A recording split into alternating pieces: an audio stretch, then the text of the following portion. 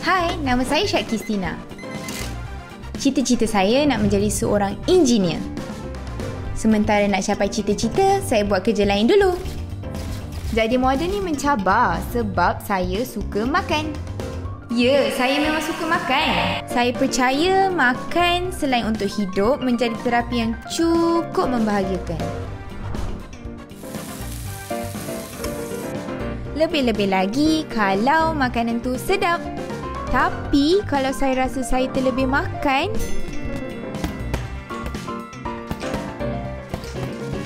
bercakap tentang makan, saya selalu tertanya-tanya, apa yang membuatkan sesuatu tempat tu jadi viral? Kenapa orang sanggup datang dari jauh untuk makan di situ?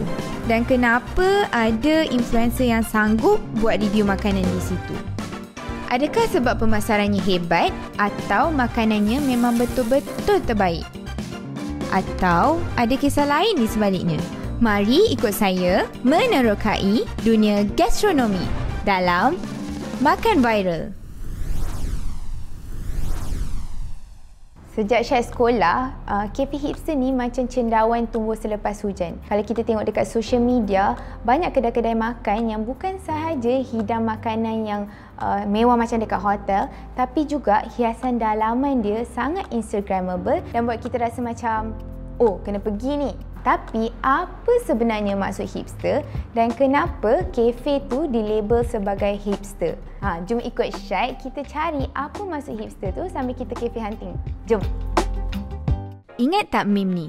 Senang kata, hipster ni adalah sub-budaya merangkumi seni, fashion dan muzik yang tidak terikat dengan rentak arus perdana. Sebaliknya, mereka lebih menghargai nilai ideologi bebas dan gerakan progresif secara menyeluruh. Hipster bertapak di Malaysia seiring dengan indie explosion sekitar tahun 2008.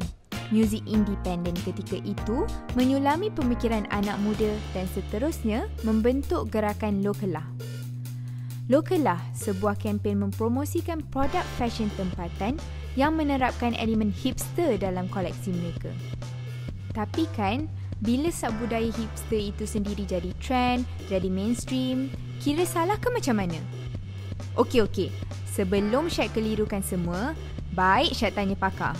Sputnik Records, kedai yang menjual koleksi piring hitam dan kaset muzik lama yang bertapak di Taman Tun Dr. Ismail sejak tahun 2018.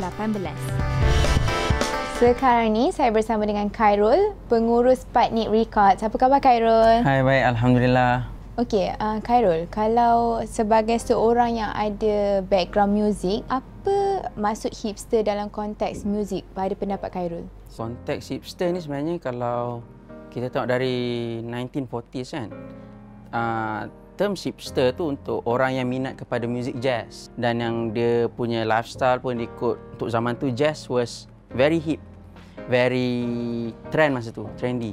So lifestyle mereka seperti menggunakan benda-benda terlarang. So mereka mengikuti lifestyle tersebut dan mereka akan selalu datang ke show-show untuk yang jazz. So dia akan dig deeper lah dengan music jazz ni. Itu asalnya hipster. But sekarang ni mungkin hipster ni yang saya nampak lah, dia selalu mengikut peredaran zaman. Dia selalu mengikut trend-trend yang ada dari segi lifestyle diorang seperti muzik, pemakaian diorang, dan aktiviti diorang, hobi diorang. Contoh zaman sekarang mungkin trend mereka mengumpul piring-piring hitam yang ada kat sini kan. That's about it lah pasal hipster tu. Bercakap tentang muzik, banyak trend yang dihidupkan kembali oleh budaya hipster termasuk piring hitam. Bagi peminat audio, muzik yang dimainkan piring hitam memberi pengalaman umpama di studio rakaman. Ada yang masih mengikuti macam pemakaian cyberpunk kan, ada yang memakai barang-barang yang vintage macam dekat thrift shop, bundle. So ada yang masih memakai checkered shirt macam 90s punya fashion kan. So macam-macam gaya. Mungkin bila kita tengok mereka dalam berkumpulan, kita tahulah mereka tergolong dalam kumpulan hipster tu lah, yang digelar hipster tu. Banyak yang samakan hipster dengan golongan vintage ataupun style indie. Apa pendapat Khairul?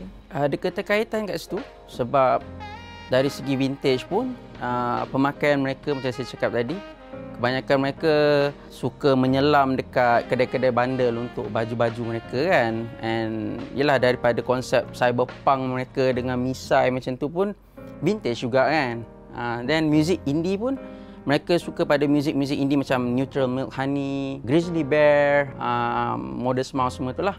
So mereka memang gemar dengan muzik-muzik indie lah. So mungkin tu keterkaitan mereka. Letusan indie ni bagi saya berlaku seawal mungkin 2004. Pada masa tu kita disaji dengan album OAG yang bernama Satellite Ink tu kan, berjudul Satellite Ink dengan lagu dia Slumber masa tu. So kita tengok dari situ pun Butterfingers pun datang dengan album Melayunya yang bertajuk Selamat Tinggal Dunia. And pada 2007 pun Hujan pun keluar dengan albumnya masa tu kan. So kita tengok letusan indie tu berlaku pada tahun tersebut lah. So kaitannya mungkin pada hipster ni mungkin sebab yalah benda tu tengah trendy. So banyak golongan-golongan muda, banyak golongan-golongan yang pencinta muzik ni pun kita tengok sepesen memakai pakaian yang sama, dengar benda yang sama kan. Okey, apa pula pendapat Khairul tentang kafe hipster? Kafe hipster, saya tak pernah ke sana. Saya tak pernah berkunjung ke mana-mana kafe hipster, tapi ini saya punya opinion and jangan ambil sangatlah saya punya opinion kan.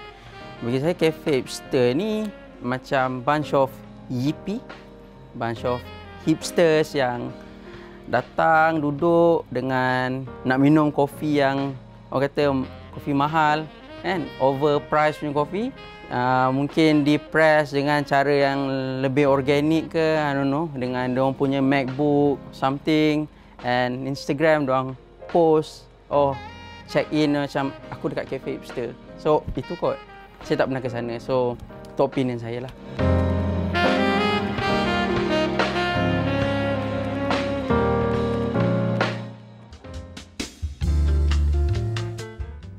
Sebelum lagu dari Piring Hitam diputar, permukaannya perlu dibersihkan dengan berus khas agar muzik yang dimainkan tidak terganggu akibat habuk dan kotoran. Piring hitam ni sangat sensitif tau.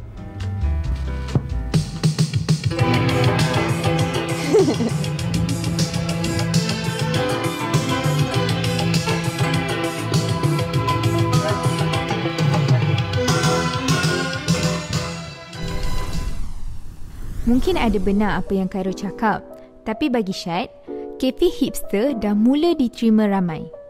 Mungkin harga sedikit mahal berbanding kedai kopi biasa, tapi suasana premis yang menenangkan untuk buat kerja, mentelaah atau bermusyarat membuatkan sebahagian kita tak kisah untuk berbelanja lebih.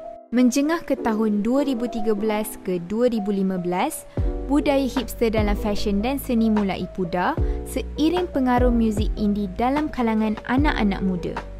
Cuma Syed perasan, apa yang masih kekal hingga kini adalah penjenamaan kedai ataupun kafe hipster. Kafe hipster dari konteks Malaysia adalah premis makanan yang memiliki rekaan dalaman yang unik dan cantik dengan penggunaan warm light serta perabot kayu vintage dan malas segar. Dari segi menu, amatlah penting bagi sesebuah kafe hipster menyajikan hidangan seni kopi yang instagramable serta makanan yang melengkapkan rasa kopi kompleks yang membuatkan anda terangkat. Menu yang meriah memenuhi cita rasa pengunjung tak kira usia. Bukan hanya untuk anak muda saja tau. Selain kafe, jenama antarabangsa seperti kedai sebaneka serta restoran makanan segera turut mengadaptasi konsep hipster di premis mereka. Tapi yang paling menarik, pasaran hipster pun ada. Okey, sekarang ni Syed berada di Sanjuro Cafe dan Syed agak nervous sikit sebab Syed bersama dengan penyanyi terkenal dan juga pemilik Sanjuro Cafe iaitu Noh Saleh. Apa khabar Noh? Alhamdulillah, sihat. Selamat datang. Terima kasih. Okey Noh, boleh tak cerita sikit perkembangan sekarang ni? Perkembangan saya? So far, Alhamdulillah, saya busy dengan Hikari dengan Sanjuro. So kita baru 4 bulan running. Ni pun kedai baru, before this kita dekat Tasik Permaisuri. So try nak jumpa flow kedai baru tu balik lah. And music kita slow down sebab AG gitaris Hujan pindah London. Itulah. Tak ada apa kot. Kehidupan saya boring. Sekarang ni ramai yang kenal Noh sebagai penyanyi dan juga fashion icon lah kira kan. Tapi mungkin orang tak tahu sisi Noh yang buka kafe, entrepreneurship. So, adakah ini memang cita-cita Noh untuk buka kafe? Untuk Sanjuro, dia adalah cerita yang special sikit. So, dia adalah kesinambungan Sanjuro Cafe daripada Sarawak. Kalau awak tahu, awak tanya soalan tu je kan. So, saya sambungkan. So, Sanjuro Cafe is like 5 years ago dekat Sarawak. Kita run and something happen, tak jadi. Bukan rezeki saya. It's actually kesinambungan Sanjuro Cafe Sarawak dan expandation untuk Hikari lah. Kita macam after 5 years, saya rasa Hikari as a streetwear brand should branch out, do something gitu lah. Which is tak far daripada lifestyle. Itu je saya rasa macam lifestyle fashion yang kita live the life sebagai rangers follower Hujan ni, and yang suka melepak, kalau ada cafe dengan kopi yang best, saya rasa macam sesuai lah. Okey, kenapa memilih kopi sebagai menu utama dekat Sanjuro Coffee? At one point before kita pindah ke kedai baru ni, kita suddenly like, saya dengan beberapa orang staff macam passionate pasal having a artisan coffee. We start off as shop sendiri je, beli coffee machine yang kecil tu, like manual macam tu kan. The reason why kita nak artisan coffee saja tak tahu, and saya macam refuse to have a kedai gerai biasa macam tu lah. Saya macam nak kena dengan konsep Hikari juga. Kalau awak perasan interior dia tu macam minimal. Kalau jual benda-benda gerai-gerai nasi goreng ke, macam dia cool je, tapi macam saya rasa at the front saya kena ada kopi yang sangat-sangat bagus. That's why kalau awak tengok dia punya beans pun kita nak suka-suka hati. We really spend dengan beli mesin yang betul, and saya cari staff yang betul-betul tahu kopi. Apa sebenarnya maksud Sanjuro tu Noh? Sanjuro tu nama filem Jepun pada tahun 60-an. Akira Kurosawa punya one of the film is about this guy nama Sanjuro. Dia seorang ni apa nama? Ronin. Dia seorang Ronin macam tu lah. And because of that also, this favorite band saya nama Sore ada buat lagu nama Sanjuro juga. So bila saya tanya dengan dia orang, lagu ni pasal apa? Is it pasal dia samurai guy? Ya, dia cakap sama. So kita direction minat yang sama, and saya rasa saya nak abadikan minat yang sama tu dalam satu nama kedai macam tu lah. Kalau kita tahu sebelum ni Sanjuro dah pernah ada kan dekat Sarawak semua. Yes. Apa yang membuatkan Noh masih nak teruskan Sanjuro Kuala Lumpur ni sebenarnya? Sayang sebab kita start off Sanjuro Sarawak tu, dia konsep dia kopitiam tau dekat Sarawak tu. And saya rasa kalau saya nak start lagi baru, I think konsep pun kena baru. And kenapa saya nak teruskan, saya rasa saya dah halfway there. And orang tahu saya pernah ada Sanjuro Sarawak. Dan somebody macam ingatkan aku balik, kalau Sanjuro KL kan style kan nama dia Sanjuro Sarawak, Sanjuro Kuching, bawa dia another branch Sanjuro KL macam style lah. Okey, apa beza Sanjuro Cafe dengan kafe yang lain? Saya rasa kehebatan kelainan Sanjuro yang saya percaya is our signature latte gula apung, and kita ada cheesecake yang dibuat oleh Miss sendiri, and salah satu lagi environment kedai ni. So kita pasang playlist lagu-lagu senja. So untuk orang budak-budak indie ni layan-layan kopi, aku rasa macam benda tu main peranan lah. Saya tak nak orang datang kedai saya vibe macam suka-suka hati. Saya nak orang take their time makan macam tu lah. Jadi sekarang ni Syed nak rasa makanan-makanan kat Sanjuro. Okey. Syed nak order semua. Order semua yang sedap-sedap lah. Boleh. Wow, nampak dia rupa pun dah sedap lah. Belum makan ni. Yang famous tu. Guys. Terima kasih. Thank you Suzy. Biar Syed Ali dulu ni. Nak rasa carbonara dulu. Silakan. Bismillah. Bismillah. Kita ada ayam. Diadukkan. Lepas tu ada mushroom. Tiga awal Ada cheese kan kat atas? Ada. Ada cheese. Terliuk ke? Banyak ni. Banyak. Kena habiskan kan? Syed cubalah habiskan. Yes. Kan Italia. Oh, sorry lah. Ini bukan mie goreng bro.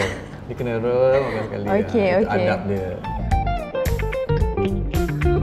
Masya Allah. Rasa padat, rasa krim dia sangat pekat, rasa herbs cukup. Siapa yang lapar, memang puas hatilah banyak. Portion dia banyak. Okey, awak boleh stop lah kot. Kita bagi ruang untuk makanan lain. Makanan lain. Siap. Yang ni, nak try ni. Salmon strudel. Yes. Selalunya strudel ni orang buat yang manis. Saya jarang jumpa salmon strudel. Kalau kita tengok kat sini lembut, senang nak potong. Saya biasa pakai tangan je. Tengok isi dia banyak. Isi salmon dia banyak. Okey. Gila. Bismillahirrahmanirrahim. Jangan terliur kan? Aku tengok tempat lain. Okey, jap. Mata tu. Oh, mata jangan mata terbalik. Sedap. Astaghfirullahalazim. Syad. Sedap. Rasa manis salmon tu ada.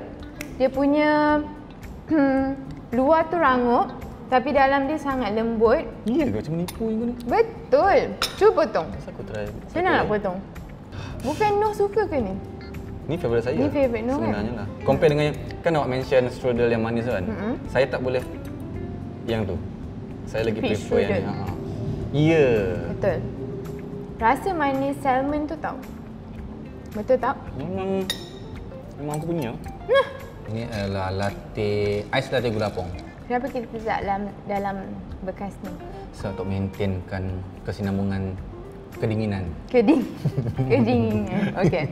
Lagi rasa. Okay, Noh, sebenarnya gula apung ni apa? Gula pong ni actually is like nira Melaka tu. Okey. Tapi daripada Sarawak. So yang saya discover rasa gula pong compare dengan yang Melaka punya, kita a little bit more smoky, dia macam ada something after taste dia tu. Rasa pahit kopi tu memang ada. Lepas tu gula apung tu betul lah yang Noh cakap, dia ada after taste tu. Dia tak manis sangat tapi sedap. Dia rasa sampai tekak. Sedap guys. Tolong cuba yang ni dengan gula apung latte. Baik. Enak banget bro. Thank you Noh. Thank you. Noh. Ya. Okay. Syed sebenarnya teringin nak macam jadi hipster macam Noh. Jadi Syed nak cuba pakaian yang ada dekat kafe ni. Lepas tu Noh tengok okey tak nak jadi hipster macam Noh. Boleh Kita tak? jual kopi. Tapi ada baju. Ada kan? Ada. Okey Syed, try sekarang Antara yang menarik perhatian Syed adalah rekaan Coach jacket yang kata Noh menjadi fashion statement dalam budaya hipster.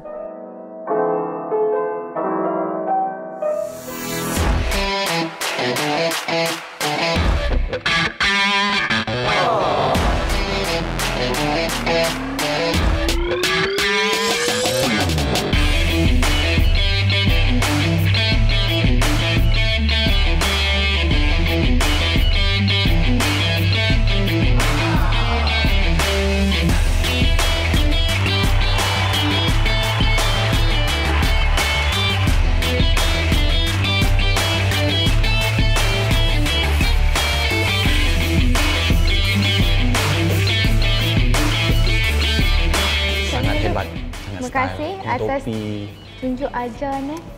Sama-sama. Okey, terima kasih juga sebab hidangkan makanan yang sedap, air yang sedap. Kejap lagi nak sambung makan balik. Sambung. Tak habis lagi. Semoga perniagaan Noh sentiasa maju, Sanjuro sentiasa maju. Amin. Okey, terima kasih banyak. Terima kasih. Bye. Terima kasih. Dadah. Okey, ada 3 perkara yang Syed belajar pada kali ini. Yang pertama, sesebuah konsep ataupun ideologi tu boleh kekal lama kalau kita cuba untuk perjuangkannya. Yang kedua, Syed belajar daripada Sputnik Records. Syed belajar bahawa minat tu boleh dijadikan sebagai kerjaya kalau kita berusaha untuk kekalkannya. Dan yang ketiga, Syed belajar daripada Noh Saleh. Syed belajar bahawa kalau kita konsisten dengan apa yang kita mahukan, insya-Allah kita boleh berjaya. Sebagai contoh, Sanjuro Cafe yang dulu ada di Sarawak, sekarang dibuka di Kuala Lumpur. Okey, minggu depan kita nak ke mana pula? Kalau anda ada cadangan yang menarik, jangan lupa untuk DM Syed di Instagram, okey? Kita jumpa minggu depan dalam Makan Viral. Bye!